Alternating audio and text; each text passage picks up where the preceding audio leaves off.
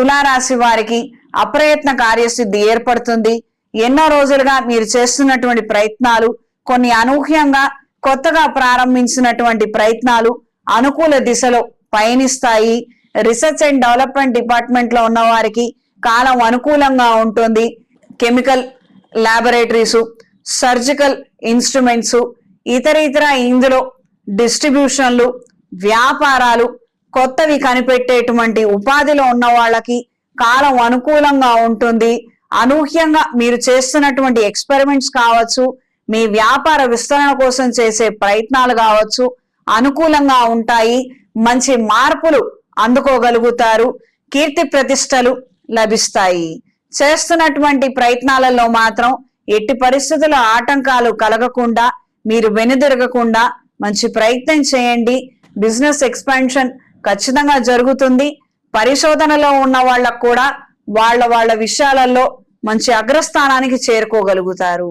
దూర ప్రయాణాలు, ఆకస్మిక దూర ప్రయాణాలు అంతంత మాత్రంగా ఉంటాయి.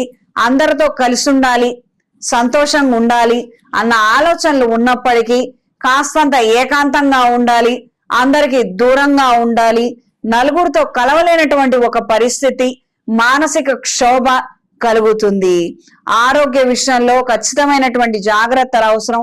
ఈఎన్టీ, బ్లాడర్ కి సంబంధించినటువంటి ఇబ్బందులు ఏర్పడవచ్చు. వైద్య పరీక్షలు వీలైనంత తొందరగా చేయించుకోవటం, వైద్యుల సలహాలు తీసుకోవటం అనేది అత్యంత ఉత్తమం. క్రయ విక్రయాల్లో ఉన్న వారికి, కూరగాయలు, పూలు, పండ్లు, ఎలక్ట్రానిక్ ఐటమ్స్ లో ఉన్న వారికి కాలం అనుకూలంగా ఉంటుంది. మంచి గిట్టుబాటు ధరకే మీ యొక్క వస్తువులను అమ్ముకోగలుగుతారు. మంచి లాభాలు అందుతాయి. ఈ వారం స్త్రీలకు నూతన ఉద్యోగ అవకాశాలను దక్కించుకోగలుగుతారు. ఎక్సర్సైజుల పట్ల, మార్షల్ ఆర్ట్స్ లేదా కరాటే, ఈ రకమైనటువంటి ఫిజికల్ యాక్టివిటీస్ కలిగినటువంటి స్పోర్ట్స్ కి మక్కువ చూపిస్తారు.